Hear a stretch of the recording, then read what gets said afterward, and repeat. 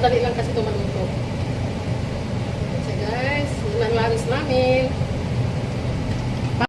Mag-umpisa naman ako magluto guys. Mag-isa ako ng sibuyas. Sibuyas, bawang. Na-brown na guys. Maglagay ako konting toyo. Kasi mabango yung sibuyas, bawang paglagay ng toyo.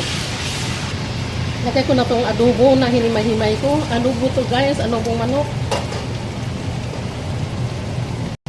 Lagay ko na rin yung balon-balunan. Tira-tira to namin guys, itong mga adobo na to. Ay wala man, hindi naman namin makain. Gawin ko na lang ng pansit. Masarap to guys. Maglagay tayo oyster sauce, dark soy sauce, pepper, sugar, cocaine. Ilagay ang sabaw ng manok.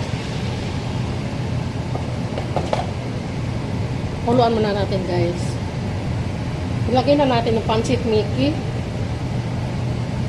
Kain natin. Sarap to guys. Ilagay na natin ulo ng pusit. Ulo na lang to guys. Nauna na kinain yung katawan. Ilagay ang carrots. Ilagay na ang repolyo guys. Maliit lang kasi itong kawali to guys. Kaya puno tignan. Takpan. Kainin na natin guys.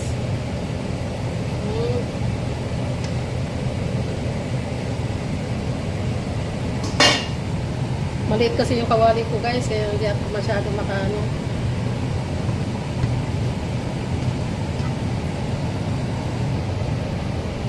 Makain natin ulit guys.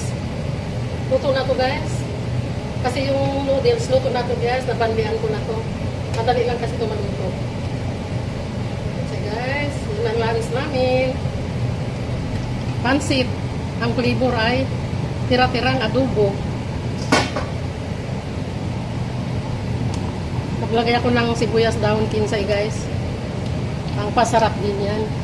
Maglagay akong sesame oil, panglas na flavor. Pabango din yan.